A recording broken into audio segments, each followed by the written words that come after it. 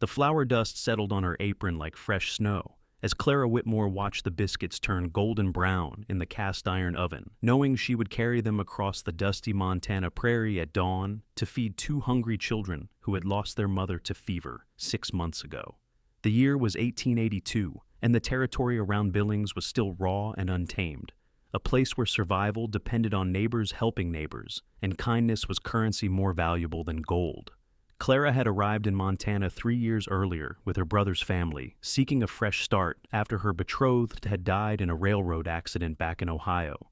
She was 24 years old now, with capable hands and a heart that still believed in goodness, despite the losses she had endured. Her brother Thomas and his wife Margaret ran a small general store in town, and Clara helped them while living in a room above the shop. She had watched the Hartwell children come into the store with their father, their eyes hollow with grief, their clothes showing signs of neglect that came not from lack of love, but from a man overwhelmed by loss and responsibility. Jacob Hartwell was a cattleman who worked one of the larger ranches outside of town, a lean, weathered man of 27 with sun-darkened skin and hands scarred from rope burns and hard labor. He never spoke much, but Clara had noticed how gently he guided his children, how his voice softened when he addressed his daughter Emma, who was 7, and his son Samuel, who was 5. The first time Clara brought biscuits to the Hartwell homestead, she had not announced her intentions to anyone. She simply woke before dawn, mixed the dough, baked them until they were perfect, wrapped them in clean linen, and rode out on the old mare her brother kept behind the store.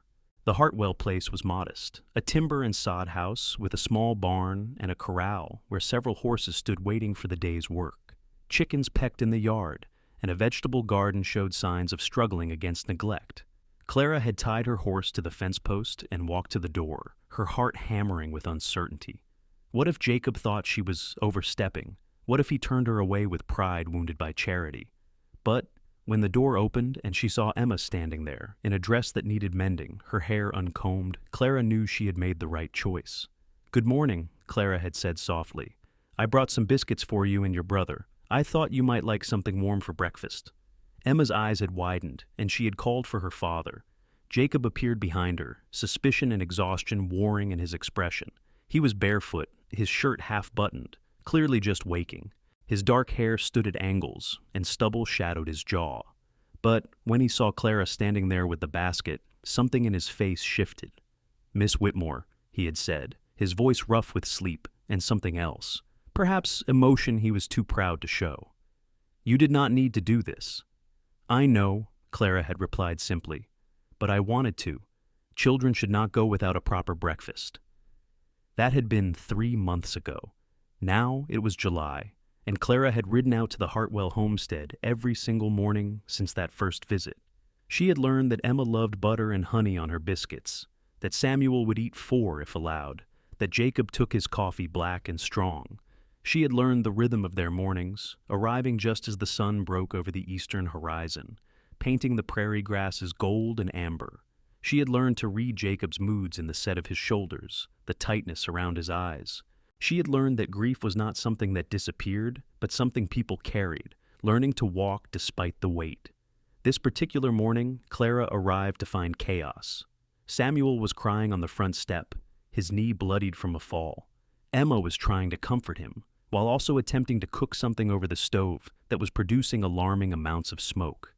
Jacob was nowhere to be seen, though Clara could hear hammering from the barn, frantic and angry. Clara dismounted quickly, grabbing her basket and hurrying to Samuel. "Let me see, sweetheart," she said gently, kneeling beside him. The boy's tears stopped as he looked at her with watery blue eyes, so like his father's. "I fell," he whispered. "I can see that. You are very brave."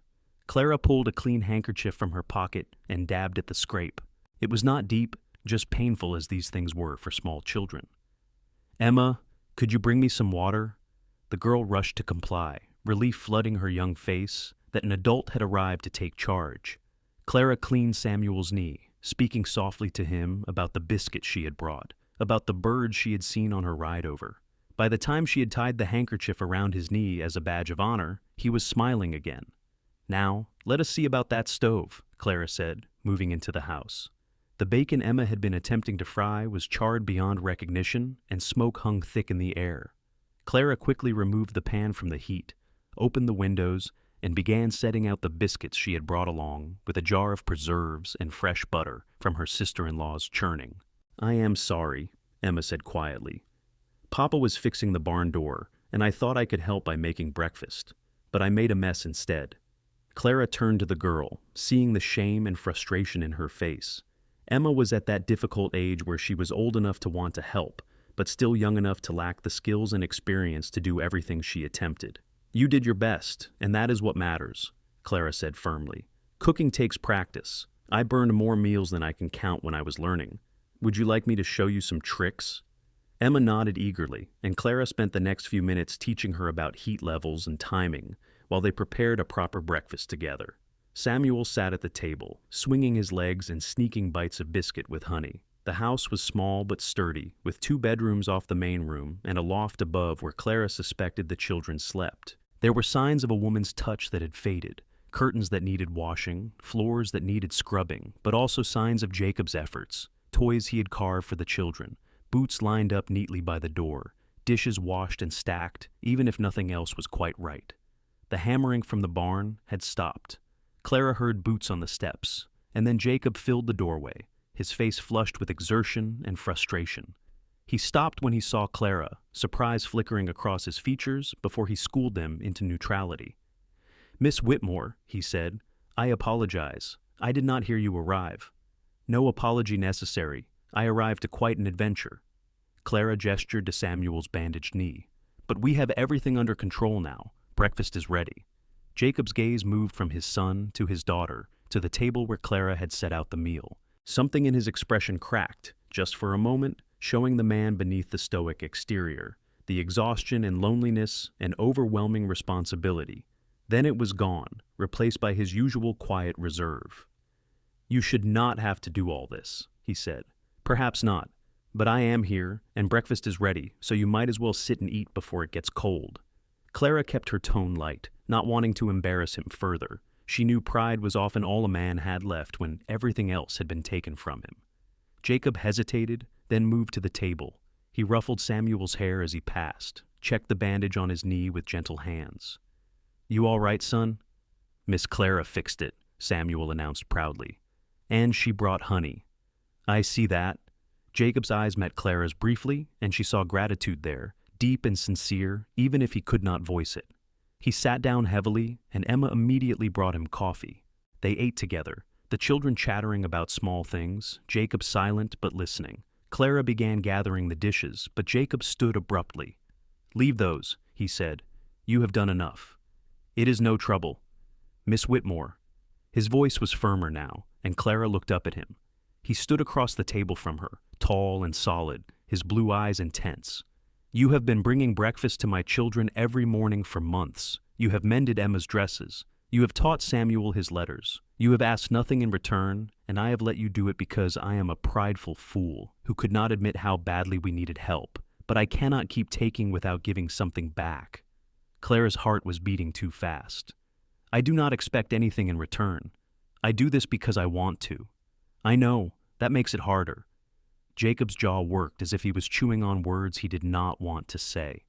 "Stay for supper, too." The words hung in the air between them. Emma and Samuel had gone quiet, watching their father with wide eyes. Clara understood what was being offered, that this was not just about a meal, but about Jacob allowing her further into their lives, about him acknowledging that what existed between them was more than charity and gratitude. "I would like that very much," Clara said softly. Jacob nodded once, sharply, as if sealing a bargain. "Good. Come at sundown." Then he grabbed his hat from the peg by the door and left, his boots loud on the wooden steps, heading back to whatever work demanded his attention. Clara finished cleaning up, her hands shaking slightly. Emma appeared at her elbow. "Are you really coming back for supper?" the girl asked, her voice filled with hope. "I really am." "Good." Emma smiled, and it transformed her serious little face into something beautiful. "Papa is happier when you are here. He does not look so sad." The words pierced Clara's heart. She knelt down so she was eye level with Emma. "Your papa loves you and your brother very much. You know that, right?" "I know, but he misses Mama. We all do." Emma's eyes were solemn. But Mama is in heaven now, and we are still here. Papa says we have to keep living even when it hurts. Clara pulled the girl into a hug, this child who had been forced to grow up too fast, who tried so hard to be strong. Your mama would be very proud of you, she whispered. When Clara rode back to town, the sun was climbing high, turning the sky a brilliant blue that seemed to stretch forever. The prairie grasses rippled in the wind like waves on an ocean, and somewhere a meadowlark sang its complicated song. Clara's mind was full of Jacob's words, the rough way he had said them, as if each one cost him something. Stay for supper, too.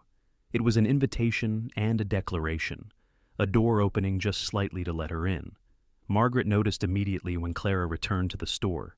Her sister-in-law was a sharp woman with kind eyes and a talent for reading people. Something happened, she said, not quite a question. Clara busied herself with restocking shelves. Jacob Hartwell invited me to supper. Did he now? Margaret's smile was knowing. It is about time that man acknowledged what everyone else in town can see plain as day. What do you mean? Clara Whitmore, you cannot be that oblivious. You ride out to his place every morning before dawn. You come back with your eyes soft and your mind elsewhere. And Jacob Hartwell, who has barely spoken to another soul since his wife died, actually came into town last week to buy fabric for Emma's dresses on your recommendation. The man is smitten, even if he does not realize it yet. Clara felt her cheeks warm. We are just friends. I am helping with the children. Keep telling yourself that, dear. Margaret patted her arm. But when you go to supper tonight, wear the blue dress. It brings out your eyes. The day passed slowly, each hour dragging, as Clara went through the motions of helping customers, organizing inventory, sweeping floors. Her mind kept drifting to the evening ahead, to sitting at Jacob's table, not as a visitor bringing charity, but as someone invited to share in their lives more fully. She was nervous and excited in equal measure, her stomach a knot of anticipation. When the time finally came to leave, Clara changed into the blue calico dress Margaret had suggested, brushed her dark hair until it shone, and pinned it up in a simple style. She looked at herself in the small mirror above her washstand, seeing a woman of 24 with more worry lines than she should have, but also with hope still visible in her hazel eyes. She was not beautiful in the classical sense, but she was pretty in a wholesome way, with a strong jaw and a generous mouth, and the kind of figure that came from honest work rather than corseted vanity. Thomas hitched up the wagon for her, as the evening was likely to run late and he did not want her riding back alone in the dark. Be good to him, her brother said quietly. Jacob is a good man who has been through hell. He deserves some happiness. I will, Clara promised. The ride out to the Hartwell homestead felt different in the evening light.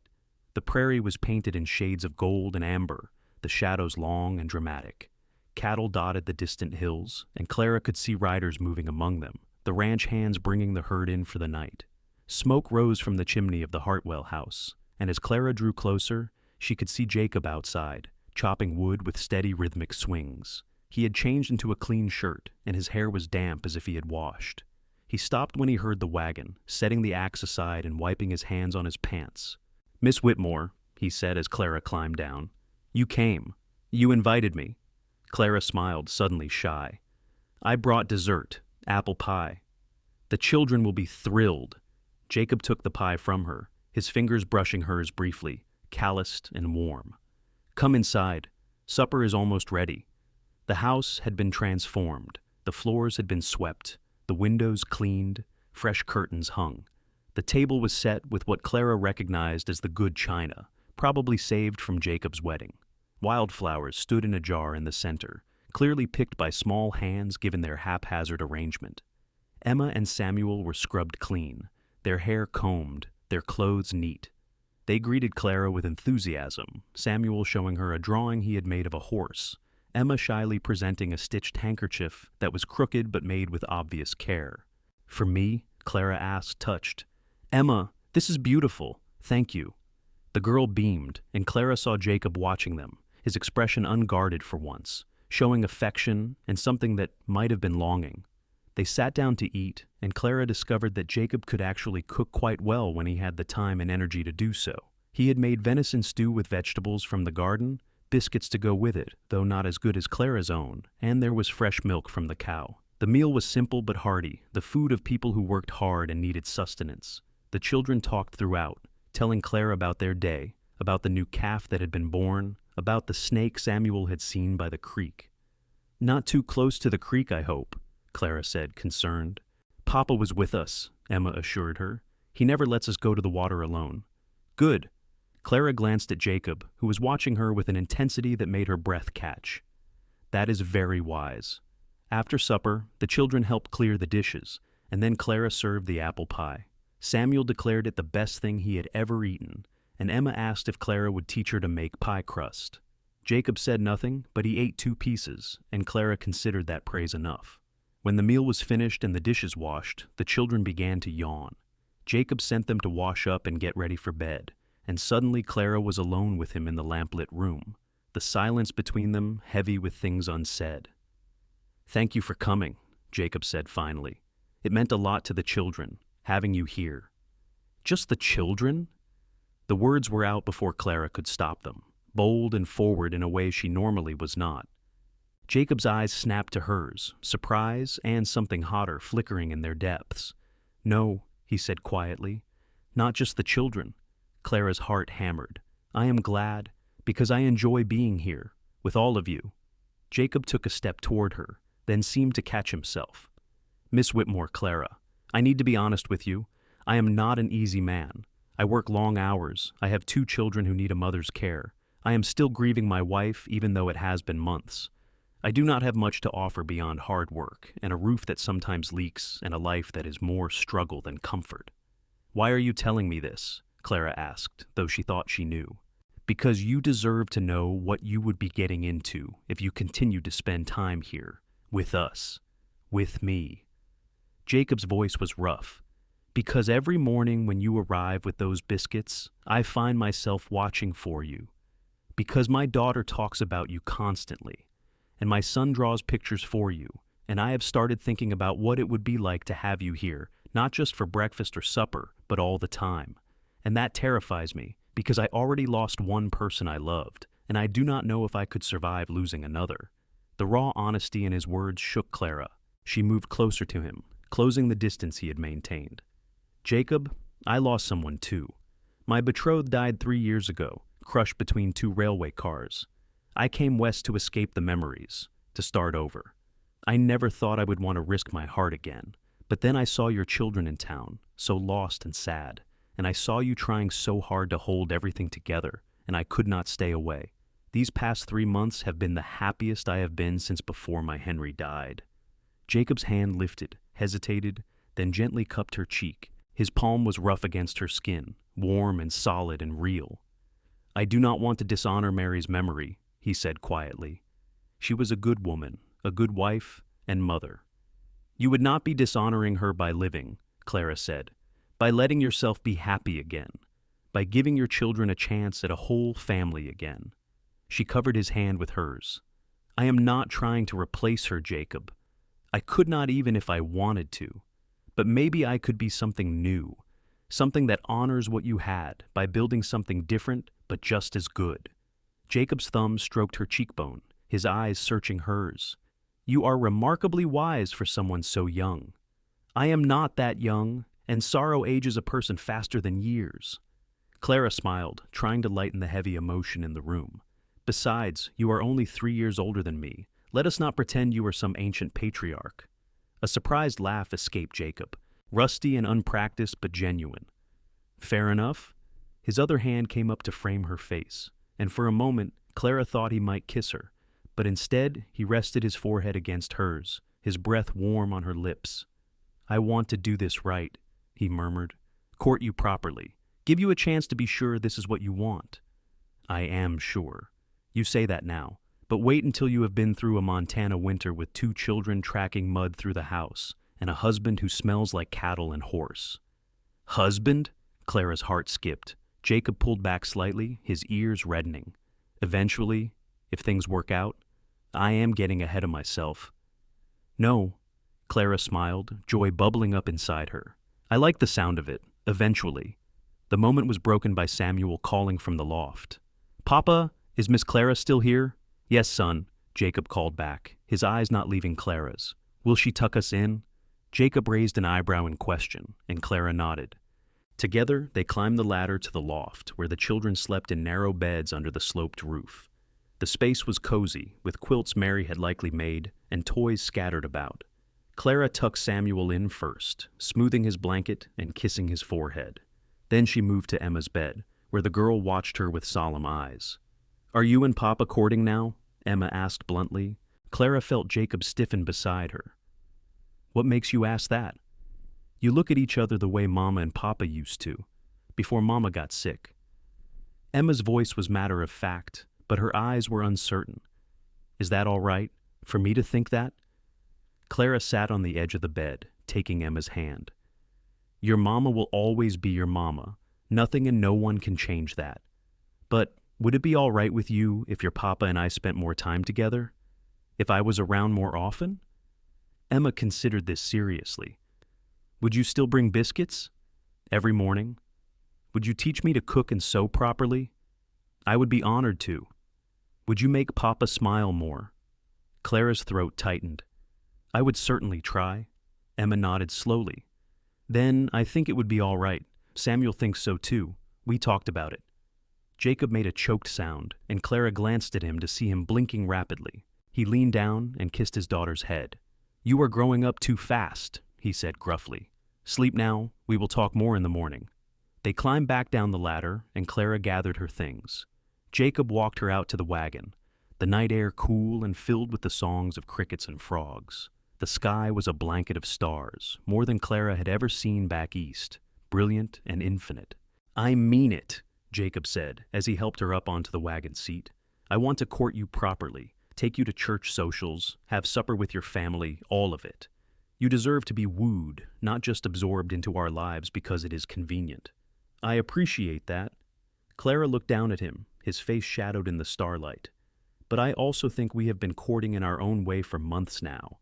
Every breakfast, every conversation, every moment has been leading to this. Perhaps." Jacob's hand rested on her knee, a bold touch that sent warmth through her. "But I still want to do things right, starting with asking your brother's permission to call on you formally." "Jacob Hartwell, we are not in some Jane Austen novel. This is Montana territory in 1882. I do not need my brother's permission." "No, but I need to show him I am serious, that I intend to treat you with respect and honor." Jacob squeezed her knee gently. "Humor me." Clara laughed, feeling lighter than she had in years. "Very well, though I warn you, Thomas will likely interrogate you thoroughly. He takes his role as my protector very seriously. I would expect nothing less." Clara picked up the reins, but Jacob's hand on hers stopped her. "Clara, thank you for everything. For seeing us when we needed to be seen. For caring when you did not have to. For giving me a reason to hope again." "You are welcome," Clara whispered. Then, feeling bold, she leaned down and kissed his cheek, just a brief press of her lips against his stubbled skin. "Good night, Jacob." She drove away before she could see his reaction, her heart racing, her lips tingling from even that chaste contact. Behind her, she heard Jacob call out, "Good night, Clara. I will see you in the morning." And he did.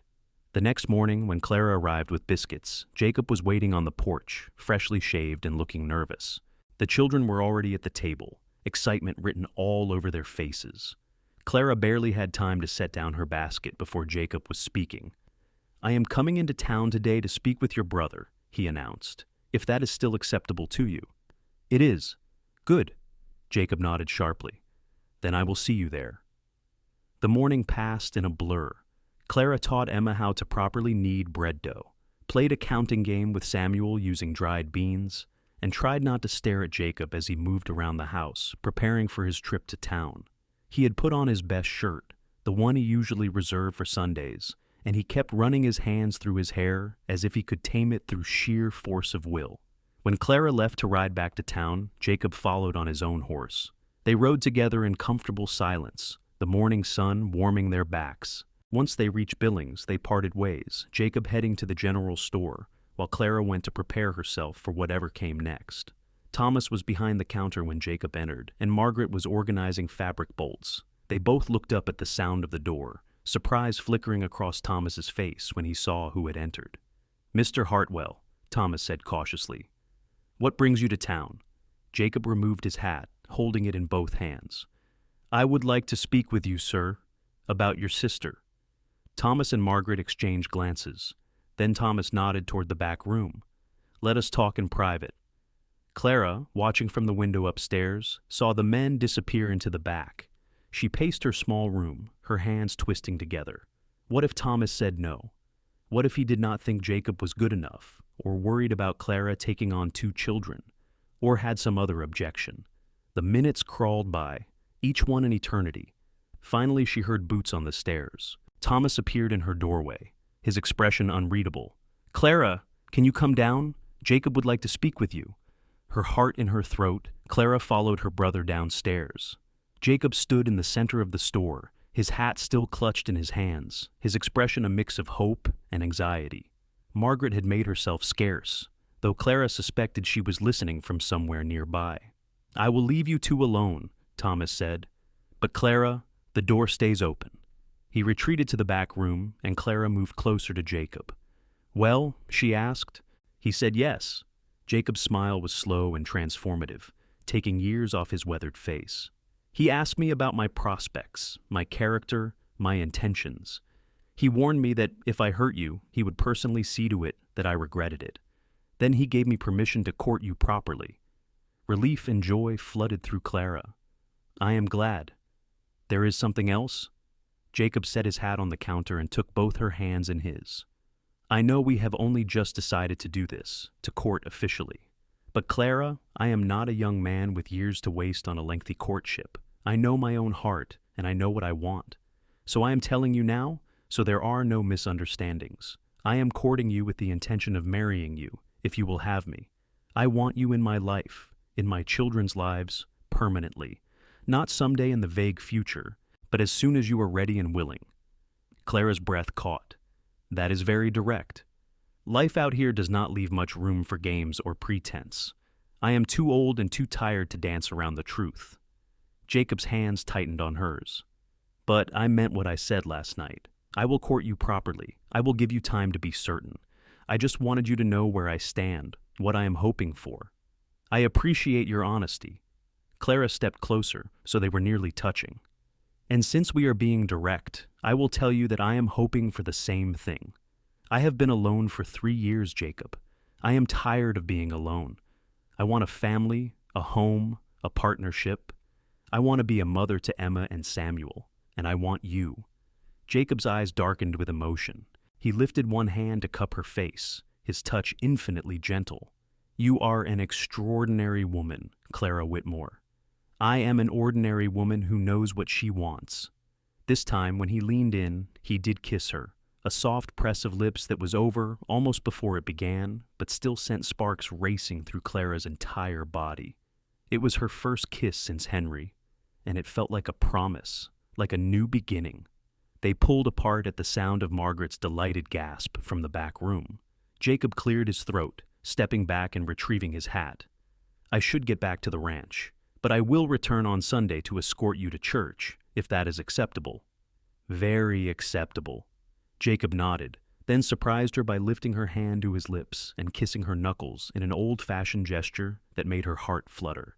Then he was gone, striding out into the summer sunshine, leaving Clara standing in the middle of the store, with her hand pressed to her lips, and a smile she could not contain. Margaret emerged from the back room, her face alight with happiness. "Clara Whitmore, you are going to marry that man."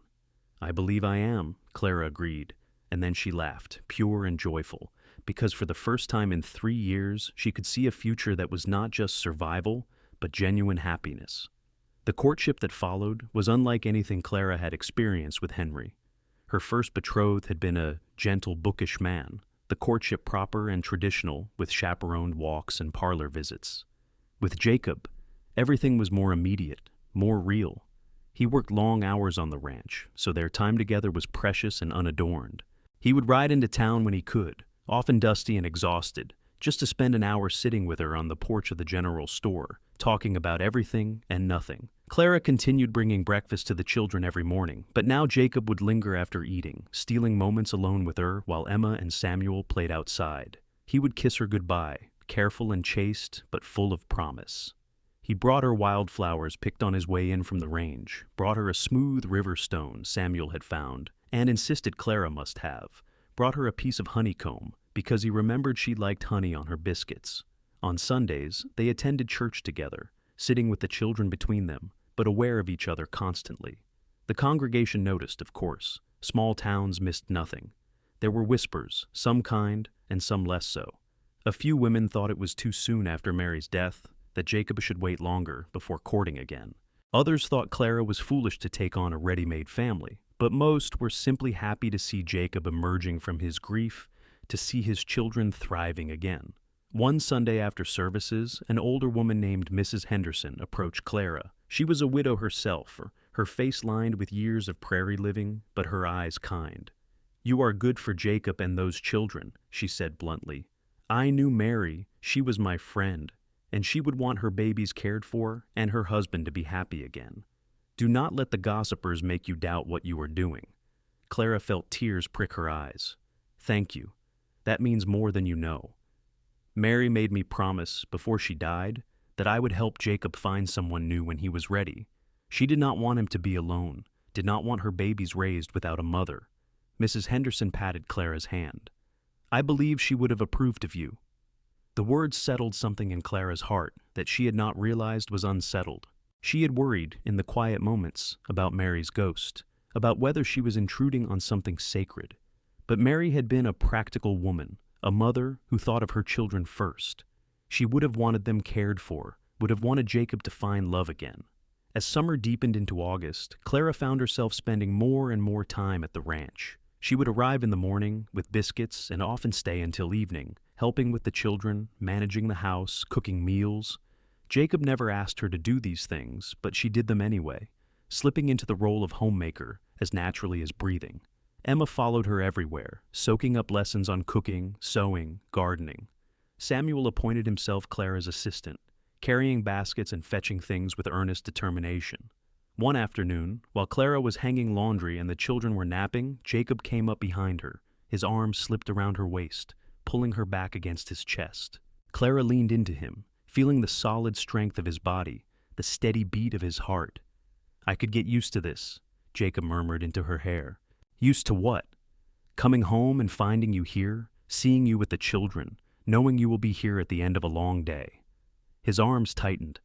"Clara, I do not want to rush you, but I have to ask, how much longer do you need?" Clara turned in his arms, looking up at his sun-bronzed face, the lines around his eyes that came from squinting into the distance, the strength in his jaw, the hope and vulnerability in his expression. "How much longer for what?" "To be sure, to be ready to marry me." Jacob's hand came up to cradle her face. "Because I am sure. I have been sure since that first morning when you showed up with biscuits and kindness and did not flinch from our mess and grief. I want you as my wife, Clara. I want to wake up next to you every morning, come home to you every evening. I want to give you children of your own, if we are blessed that way. But I also want you to be Emma and Samuel's mother in truth, not just in practice. I want to build a life with you, a real partnership where we face everything together." Clara's heart was so full it hurt. "I am sure too," she whispered. "I have been sure for a while now. I was just waiting for you to ask properly." Jacob laughed, the sound warm and rich. "Then I am asking? Clara Whitmore, will you marry me? Will you be my wife, the mother of my children, my partner in all things?" "Yes." The word came out fierce and certain. "Yes, Jacob, I will marry you." He kissed her then. Not the careful, chaste kisses they had shared before, but something deeper, a claiming and a promise. Clara melted into him, her hands fisting in his shirt, her body pressed against his. When they finally pulled apart, both breathing hard, Jacob rested his forehead against hers. "How soon?" he asked roughly. "I do not want to wait." "Neither do I," Clara thought quickly. "We would need to post banns, arrange for the ceremony. A month? Too long? 2 weeks? Better?" Jacob kissed her again, quick and hard. "I will talk to the minister tomorrow. We can marry at the church or here at the ranch, whichever you prefer." "The church," Clara decided. "I want Emma and Samuel to see us make our promises before God and the community. I want them to know this is real and binding and forever." Forever, Jacob agreed.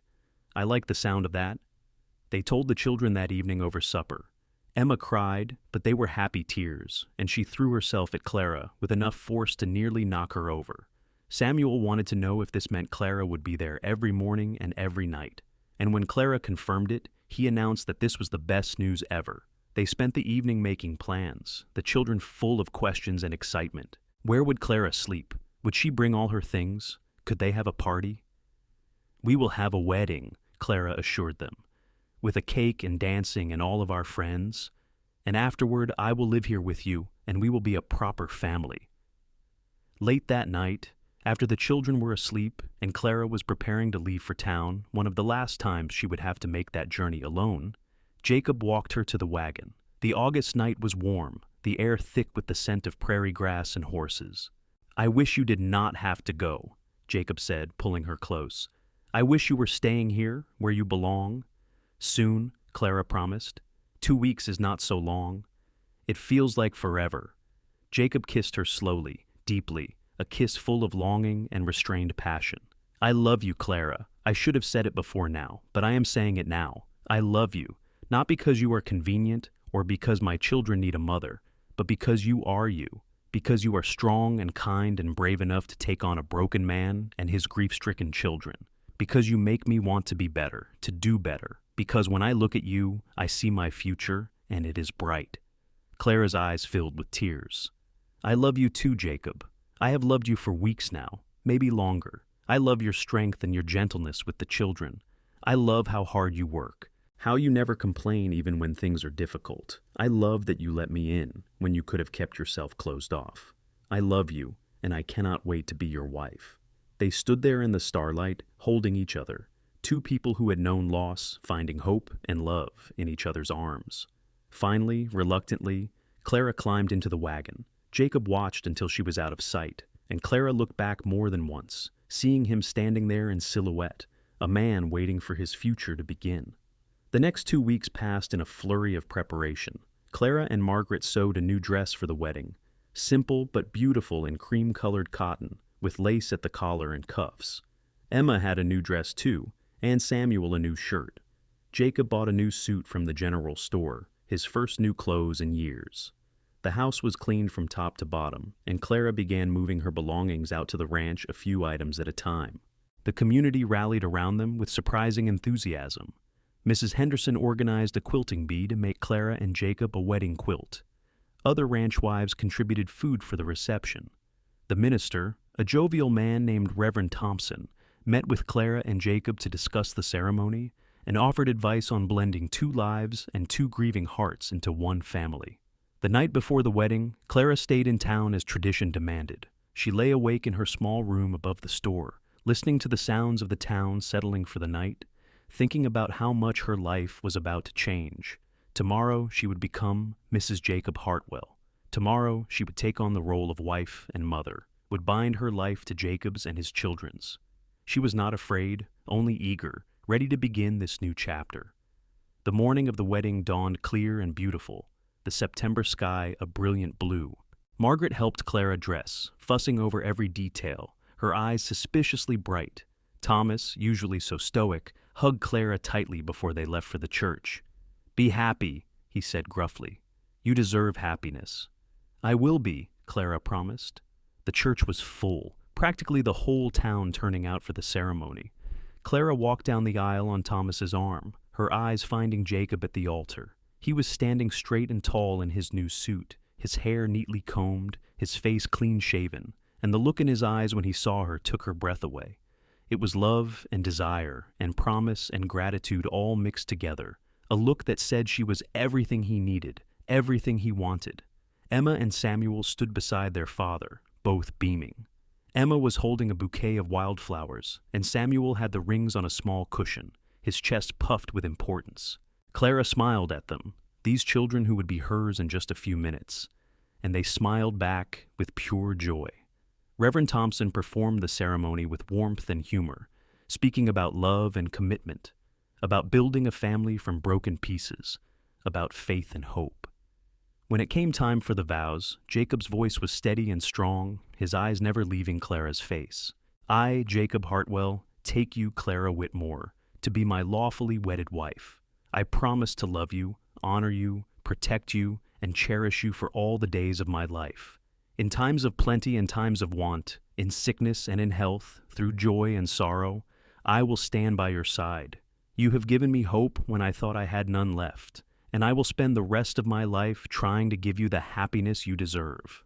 Clara's voice shook with emotion as she responded, "I, Clara Whitmore, take you, Jacob Hartwell, to be my lawfully wedded husband.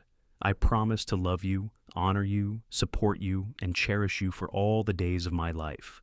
I will be a wife to you and a mother to your children, not out of duty, but out of love. I will stand with you through whatever comes, sharing your burdens and your joys, building a life and a home with you now and forever."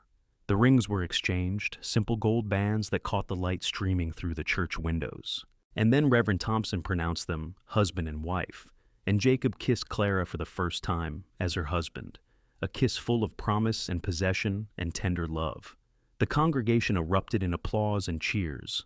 Emma and Samuel attached themselves to Clara immediately, and she hugged them close, this instant family she had married into. Jacob's arm came around her waist, anchoring her to his side, and they walked back down the aisle together, a new family united. The reception was held in the churchyard, tables set up with food and drink, musicians playing fiddle and guitar. Clara found herself swept from conversation to conversation, accepting congratulations, hugging friends, meeting ranch hands from Jacob's employer who had ridden in for the celebration. Jacob stayed close, his hand finding hers constantly, as if he needed to reassure himself she was real, that this was happening. When the dancing started, Jacob led Clara out for the first dance. He was not particularly graceful, his movements more practical than artistic, but he held her close and gazed at her with such adoration that Clara felt beautiful and cherished. They swayed together under the late summer sun, surrounded by well-wishers, and Clara thought she had never been happier. Emma and Samuel danced together, Emma patiently teaching her little brother the steps, their faces flushed with excitement. Mrs. Henderson caught Clara's eye and raised her glass in a toast, her smile approving. Thomas and Margaret danced nearby, Margaret wiping away happy tears. As the afternoon wore on, the celebration began to wind down. Jacob and Clara prepared to leave, to return to the ranch that was now officially their shared home. The children climbed into the wagon, exhausted but happy, and Clara settled beside Jacob on the bench. He took the reins in one hand and wrapped his other arm around her, pulling her close. "Mrs. Hartwell," he murmured, testing out the name. "Mr. Hartwell," Clara replied, smiling up at him. "I like the sound of that." "So do I." They drove home through the golden afternoon, the prairie stretching endlessly around them, the children dozing in the back. When they reached the ranch, Jacob helped Clara down from the wagon, but instead of releasing her, he swept her up into his arms. "Jacob!" Clara laughed, clutching his shoulders. "What are you doing?" "Carrying my bride over the threshold. It is tradition." He kissed her soundly, then carried her into the house, Emma and Samuel giggling as they followed. The house was the same as it had been that morning, but also completely different. This was Clara's home now, not just a place she visited. Her things were here, her clothes hanging in the wardrobe in the bedroom she would now share with Jacob, her books on the shelf, her sewing basket by the chair. It was surreal and wonderful all at once. They put the children to bed early, both of them worn out from the excitement. Clara tucked them in, kissing their foreheads, and Emma whispered, "I love you, Mama." The word pierced Clara's heart in the best way. "I love you too, sweetheart," she whispered back, and Emma's smile was radiant.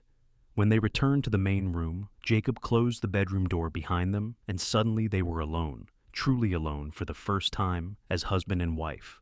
The intimacy of the moment was overwhelming. Jacob stood looking at her, his expression a mix of desire and uncertainty. "I do not want to rush you," he said quietly. "I know this has all happened quickly." Clara moved to him, placing her hands on his chest, feeling the rapid beat of his heart. "Jacob, I married you today. I am your wife. I want this. I want you." His control broke. He pulled her to him, kissing her with a passion he had restrained until now, and Clara responded with equal fervor. They came together in the lamplight, two people who had known loss and pain, finding joy and connection in each other. Jacob was tender and passionate by turns, treating Clara like she was precious and breakable one moment, holding her like he never wanted to let go the next. Clara discovered that her body had not forgotten pleasure, that love could be even sweeter the second time around when it was built on friendship and understanding and shared experience. Afterward, they lay tangled together in the narrow bed, Clara's head on Jacob's chest, his fingers tracing patterns on her bare shoulder. "I never thought I would feel this again," Jacob murmured. "This completeness, this happiness." "Neither did I," Clara admitted. "When Henry died, I thought that part of my life was over. I thought I would spend the rest of my days alone." "I am glad you were wrong." Jacob kissed the top of her head. "I am glad you came into my life with your biscuits and your kindness and your stubborn refusal to give up on us. I am glad you let me in." Clara tilted her head to look at him. "I am glad you said yes to supper." "Best decision I ever made." Jacob smiled, that rare full smile that transformed his face. "Well, second best. The best was asking you to marry me." They fell asleep like that, wrapped around each other, two broken pieces that had found a way to fit together and make something whole and beautiful. The weeks that followed were an adjustment. Clara had to learn the rhythms of the ranch, the early mornings and long days, the hard physical work that never seemed to end. She had to learn to manage a household under conditions more primitive than she was used to, dealing with a temperamental stove, a garden that needed constant attention, chickens that had minds of their own. But she had Jacob beside her, helping when he could, teaching her what she did not know. And she had the children, who thrived under the stability of having two parents again, a mother who was there constantly, not just in the mornings. Emma blossomed, her serious little face relaxing into smiles more often. She followed Clara everywhere, learning to cook and sew and manage a home. Samuel became more confident, less clingy, secure in the knowledge that Clara was not going anywhere. Both children took to calling her mama without hesitation, and each time they did, Clara felt a rush of love so intense it almost hurt. Jacob was attentive and affectionate, stealing kisses when the children were not looking, holding Clara close at night, making love to her with a passion that showed no signs of fading. He had been starved for touch, for intimacy, for partnership, and now that he had it again, he cherished it. He would come in from a long day of work and seek Clara out immediately, needing to touch her, to reassure himself she was real and there and his. One evening in late October, as they sat by the fire after the children had gone to bed, Clara worked on mending while Jacob repaired a bridle. The domesticity of the scene struck her, how comfortable they had become with each other, how natural it felt to share this space and this life. "I was thinking," Jacob said, breaking the comfortable silence, "we should think about adding on to the house." Clara looked up from her sewing. "Adding on?"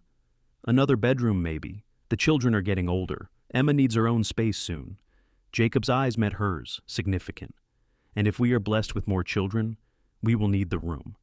Clara's breath caught.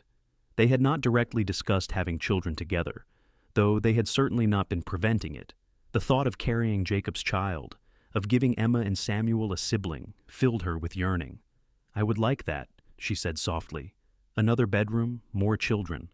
Jacob set aside the bridle and moved to kneel beside her chair, his hand splayed across her stomach, large and warm through her dress. "I want to give you everything, Clara. Children of your own, a proper home, a good life." "You already have." Clara covered his hand with hers.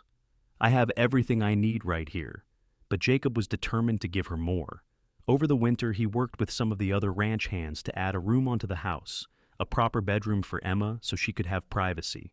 He bought Clara a new stove when the old one finally gave up completely. He surprised her with small gifts, a book he thought she would like, a length of fabric for a new dress, a cameo brooch that had belonged to his mother. Winter in Montana was harsh, with temperatures dropping below zero and snow piling up in drifts that reached the windows. But the Hartwell home was warm and snug, filled with love and laughter. They spent long evenings by the fire, Jacob teaching Samuel to carve wood, Clara teaching Emma more advanced sewing techniques. They played games and told stories and simply enjoyed being together. On Christmas morning, Clara woke to find Jacob watching her in the dim pre-dawn light. "Merry Christmas, Mrs. Hartwell," he murmured, pulling her close. "Merry Christmas," Clara replied, snuggling into his warmth. Outside, snow was falling softly, adding to the already deep drifts. They celebrated quietly, just the four of them. Clara had made gifts for everyone: a new shirt for Jacob, a doll for Emma that she had sewn and dressed, a wooden horse for Samuel that Jacob had carved at Clara's request. The children were delighted with everything, but the best gift was simply being together, being a family. After the children had gone to bed, exhausted from excitement, Clara and Jacob sat together watching the fire burn low. Clara had something to tell Jacob, news she had been holding for a few days, waiting for the right moment. "Jacob," she said softly, "I have something to tell you." He looked at her, immediately attentive. "What is it?" "I am with child." The words came out in a rush. "I am fairly certain. All the signs are there. By summer, you will be a father again." Jacob's face went through a series of emotions: shock, joy, wonder, concern. "Are you sure?" "As sure as I can be without a doctor's confirmation. But yes, I am sure." Jacob pulled her into his arms, holding her so tightly she could barely breathe. "A baby," he murmured against her hair. "Our baby." "Are you happy?" Clara asked, though she could feel the answer in the way he held her. "Happy does not begin to cover it."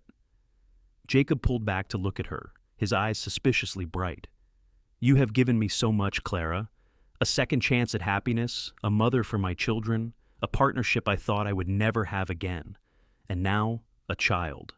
How did I get so lucky?" "We both got lucky," Clara corrected. "We found each other when we both needed it most." They told the children after Christmas, sitting them down and explaining that by summer they would have a new brother or sister. Emma was thrilled, immediately planning all the things she would teach the baby. Samuel was less certain, worried that a baby would be loud and smelly, but he warmed to the idea when Jacob explained he would be a big brother, with all the responsibilities and privileges that entailed. The winter passed slowly, Clara's belly growing steadily as spring approached.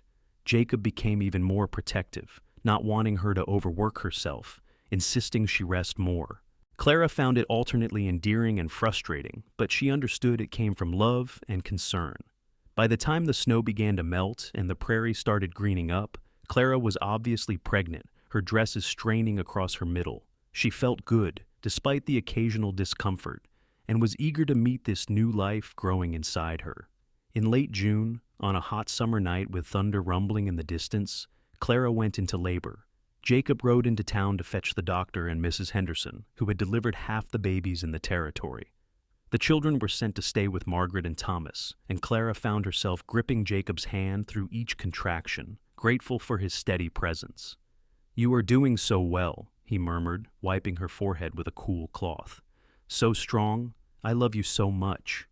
Clara wanted to reply, but another contraction seized her, stealing her breath.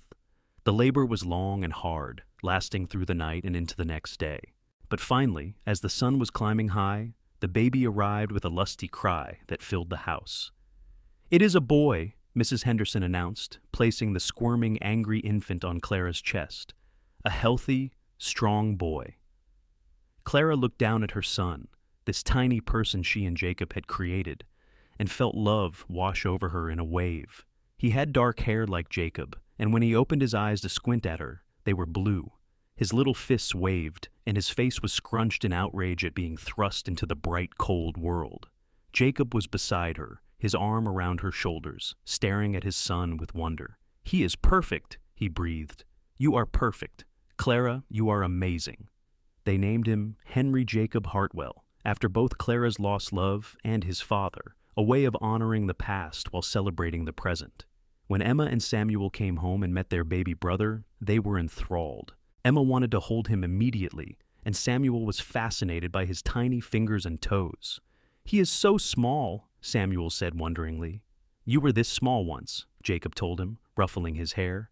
"And now you are a big brother. You and Emma both are. You will have to help take care of him." Both children took their new roles seriously. Emma helped with feedings and changing, and Samuel would sit for hours just watching the baby sleep.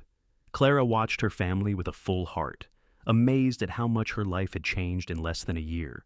She had gone from a lonely woman living above a store to a wife and mother with a family she loved, and a home that was truly hers.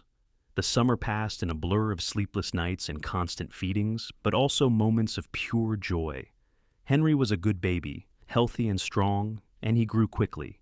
By fall, he was smiling and cooing, responding to voices and reaching for toys. Jacob was a devoted father, getting up in the night to help with the baby, carrying him around while Clara caught up on rest, talking to him constantly, even though Henry was far too young to understand. One evening in September, almost exactly a year after their wedding, Clara stood on the porch watching the sun set over the prairie. Jacob came up behind her, wrapping his arms around her, careful of the baby she held. Henry was nursing contentedly, making small, satisfied sounds. "Happy anniversary," Jacob murmured, kissing her neck. "Has it really been a year?" Clara leaned back against him, marveling at how fast the time had gone. "1 year since you became my wife. 1 year since you made me the happiest man alive." Jacob's hand came up to stroke Henry's soft hair. "And you continue to make me happy every single day." "The feeling is mutual." Clara turned her head to kiss him. "I love you, Jacob. I love our life together. I love our family." "I love you too, more than I can say." Jacob held them close, his wife and son, while inside, Emma and Samuel played some game that involved much giggling. "This is everything I never knew I needed." They stood there as the sun sank below the horizon, painting the sky in shades of orange and pink and purple. The prairie stretched out endlessly around them, wild and beautiful and unforgiving, but they had carved out a space of warmth and love and safety in the middle of it all. They were a family, built from broken pieces but stronger for it, held together by love and commitment and the simple everyday acts of caring for each other. Over the next several years, the Hartwell family continued to grow and thrive. Clara gave birth to another daughter, whom they named Mary Rose after Jacob's first wife and Clara's favorite flower, 2 years after Henry. Then another son, Thomas, named after Clara's brother, came along 2 years after that. The house expanded with the family, rooms added as needed, always a project in progress. Emma grew into a beautiful young woman, kind and capable, who eventually married a neighboring rancher's son and moved just a few miles away. Samuel became a skilled horseman and cattleman, working alongside his father on the ranch. Henry showed signs of being a scholar, always with his nose in a book, talking about maybe becoming a teacher someday. The younger children were still finding their way, but they were growing up in a home filled with love and laughter and security. Jacob's hair turned gray at the temples, and lines deepened around his eyes, but he remained strong and vital, still working hard every day.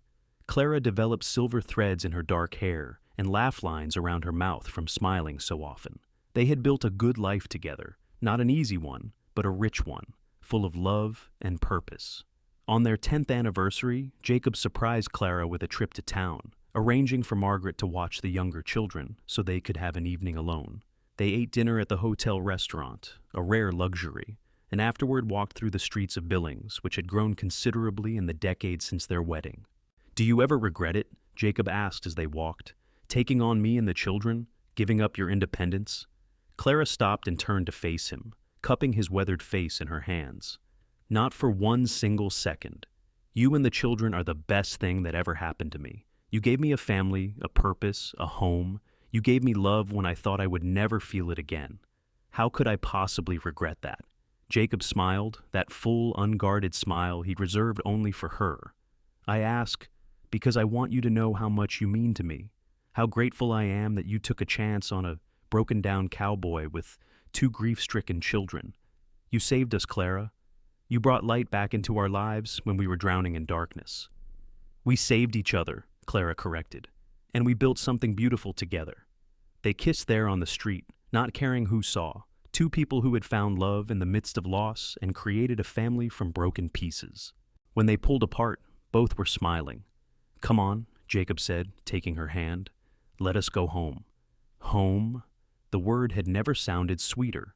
They collected the children and drove back to the ranch under a sky full of stars, the same stars that had watched over them that first night when Jacob had asked Clara to stay for supper. When everything had changed, years continued to pass.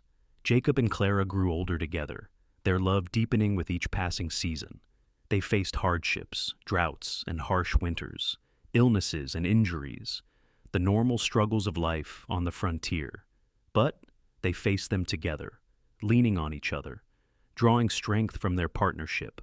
Emma gave them grandchildren, 3 in quick succession, And nothing delighted Jacob more than sitting on the porch with a grandchild on his knee, telling stories about the old days. Samuel married a girl from town, a sharp-witted young woman who could ride and rope as well as any man. Henry did indeed become a teacher, opening a school in Billings and making both his parents proud. On a summer evening 20 years after their wedding, when Clara was 44 and Jacob 47, they sat on the porch watching the sunset just as they had done countless times before. Their hair was more gray than not now, their bodies showing the wear of hard living, but their love was as strong as ever. "Do you remember the first time you brought biscuits to the children?" Jacob asked, his hand finding Clara's as naturally as breathing. "Of course! I was so nervous. I thought you might turn me away." "I almost did. My pride almost cost me everything." Jacob squeezed her hand. "Thank God I was not that much of a fool. Thank God I asked you to stay for supper. Best supper invitation I ever received." Clara smiled, remembering that night, how nervous and excited she had been, how it had felt like the beginning of something momentous.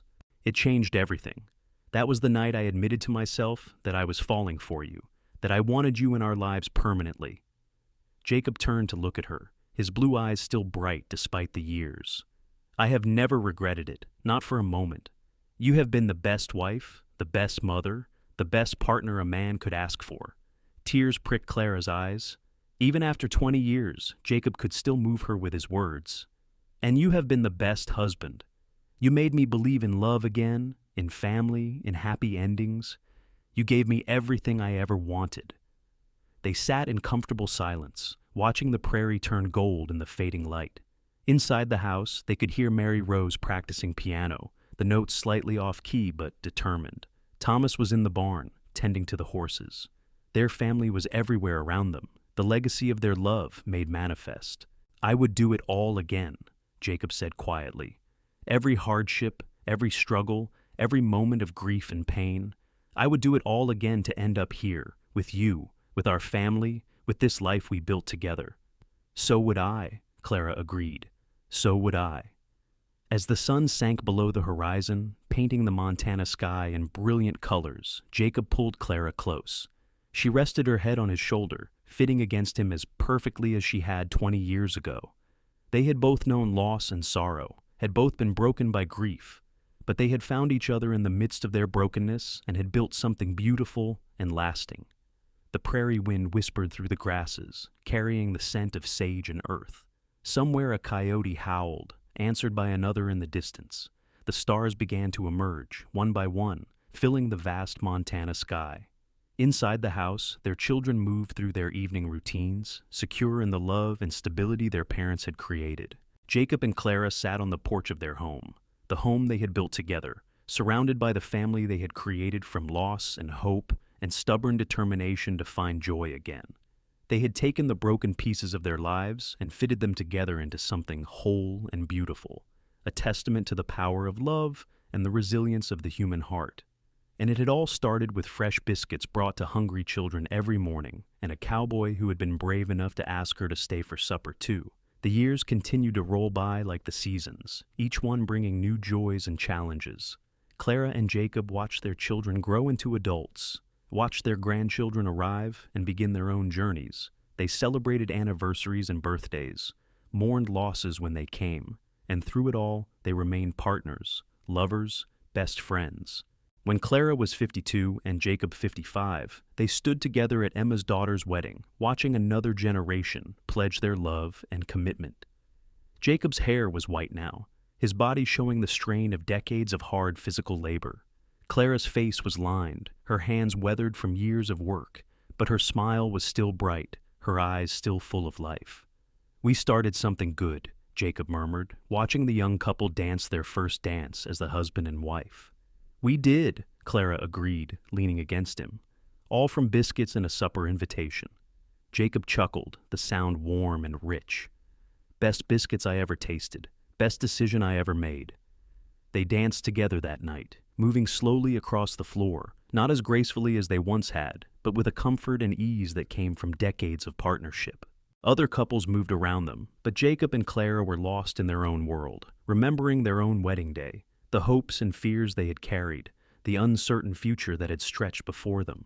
"I love you," Jacob said, the words worn smooth from repetition, but no less meaningful.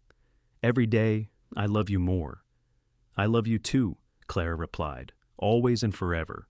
As the evening wound down and they prepared to return home, their children and grandchildren gathered around them, a testament to the life they had built together. Emma kissed her father's cheek and hugged her mother tight. Samuel stood tall and proud, his own children at his side. Henry shared a story that made everyone laugh. The younger children, now adults themselves with lives of their own, added their voices to the happy chaos. Looking at her family, at the love and joy and life that surrounded her, Clara felt overwhelmed with gratitude. She had come to Montana Territory as a lonely, grieving young woman, not sure what the future held. She had taken a chance on a widowed cowboy and his children, had opened her heart to love again despite the risk. And look what had come of it. A family that spanned generations, love that had grown and deepened over decades, a partnership that had weathered every storm, a home filled with laughter and warmth, children and grandchildren who carried forward the values of love and commitment and kindness that she and Jacob had tried to instill. It had not always been easy. There had been hard times, lean years, moments of despair and frustration. But through it all, they had each other, and that had made all the difference. That night, lying in bed beside Jacob in the darkness, Clara thought about that first morning when she had decided to bake biscuits for 2 grieving children. She had not known then what would come of that simple act of kindness. She had not known that it would change her entire life, that those children would become hers, that their father would become the love of her life. But looking back, she would not change a single thing. "What are you thinking about?" Jacob asked sleepily, his arm pulling her closer. "About how grateful I am. For you, for our family, for this life we built together? Me too." Jacob kissed the top of her head. "Every single day, me too."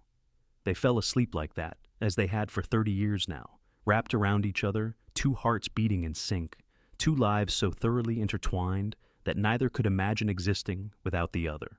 The seasons continued their eternal cycle. Springs brought new calves and new growth. Summers were hot and busy with work that never ended. Autumns painted the prairie in golds and russets. Winters tested their endurance with bitter cold and deep snow. Through it all, the Hartwell family persevered, adapted, thrived. Clara and Jacob grew older, as all people do, their bodies slowing, but their love never diminishing. They spent more time on the porch, watching the prairie they had called home for so long, reminiscing about the years they had shared. They played with their great-grandchildren, told them stories about the old days, passed down the history and values of their family. On their 40th anniversary, the entire family gathered at the ranch for a celebration. The house, expanded many times over the years, was filled to bursting with children and grandchildren and great-grandchildren. There was music and laughter and food in abundance. Jacob and Clara sat in places of honor, watching their legacy unfold around them. Emma stood and raised her glass. "To my parents," she said, her voice carrying across the gathered crowd, "who taught us what real love looks like, who showed us that family is not just about blood, but about choice and commitment, who built something beautiful from broken pieces. We love you, and we are so grateful for everything you have given us." The toast was echoed by everyone present, glasses raised high. Clara felt tears streaming down her face, but they were happy tears. Jacob's hand found hers, their fingers intertwining automatically, as they had done thousands of times over 40 years. "We did good," Jacob murmured, his voice rough with emotion. "We did," Clara agreed. "We really did." As the celebration continued around them, Clara thought back to that young woman who had arrived in Montana Territory all those years ago, heartbroken and uncertain, looking for a fresh start. She thought about the widowed cowboy and his grieving children who had needed help but been too proud to ask for it. She thought about biscuits brought every morning, about a supper invitation that had changed everything, about the slow building of trust and friendship and eventually love. Their story could have ended differently. Jacob could have refused her help, could have kept his walls up, could have remained trapped in his grief. Clara could have given up, could have decided it was too hard, could have protected her heart and stayed alone. But neither of them had done that. They had been brave enough to try, to risk their hearts again, to build something new from the ruins of what they had lost. And it had been worth it. Every difficult moment, every struggle, every tear, and every triumph. All of it had been worth it to end up here, surrounded by family and love, their legacy secure, their lives full and rich and meaningful. As the sun set on their 40th anniversary, painting the Montana sky in the brilliant colors they had watched together for 4 decades, Jacob and Clara stood on the porch of their home. Behind them, the house was full of life and laughter. Before them, the prairie stretched endlessly, wild and beautiful and eternal. "Thank you," Jacob said quietly, "for taking a chance on us, for loving my children, for being my partner in all things, for giving me 40 years of happiness I never thought I would have again." "Thank you for letting me in," Clara replied, "for trusting me with your heart and your children, for building this life with me, for showing me that love can bloom even in the hardest soil, that happy endings are possible even after heartbreak." They kissed, a soft, sweet kiss that held 4 decades of love and commitment. And then they stood together, watching the stars emerge, one by one, filling the vast Montana sky. Their story had begun with an act of simple kindness, fresh biscuits brought to children who needed care, a cowboy who found the courage to invite her to stay for supper, and it had become a love story for the ages, a testament to the power of hope and healing, to the possibility of second chances, to the beauty of building something new from broken pieces. Clara Hartwell, who had been Clara Whitmore, stood in the arms of the man she loved, surrounded by the family they had created, and knew that she was exactly where she was meant to be. She had found her home, her purpose, her happiness. She had found love, real and lasting and true. And it had all started with biscuits and a supper invitation, with a lonely woman and a grieving cowboy who dared to believe in love again. The Montana prairie wind whispered through the grasses, carrying stories of all the lives that had been lived under the big sky, all the struggles and triumphs, all the love and loss. And among those stories, the story of Jacob and Clara Hartwell would be remembered, a tale of healing and hope, of family built from choice and commitment, of love that endured through everything life could throw at it. As the stars wheeled overhead in their ancient patterns and the night settled soft and gentle over the land, Jacob and Clara went inside their home, back to the warmth and light and love that filled it. Tomorrow would bring new challenges, new joys, new moments to treasure. But tonight, they simply held each other close and gave thanks for the incredible journey they had shared, for the life they had built together, for the love that had sustained them through everything. And if anyone had asked them if they would do it all again, knowing what they knew now, understanding all the hardships and struggles that would come, they would have answered without hesitation. Yes. 1,000 times. Yes. Because what they had found together, what they had built together, was worth any price. Their love story, which had begun in grief and loss, had become something beautiful and enduring, a legacy that would be passed down through generations, inspiring others to believe in the possibility of second chances, to trust in the healing power of love, to dare to open their hearts even after they had been broken. Jacob and Clara Hartwell had lived a good life, a full life, a life rich with meaning and purpose and love. And it had all started with the simplest of things: fresh biscuits brought to hungry children every morning and a cowboy brave enough to say, "Stay for supper too." The end.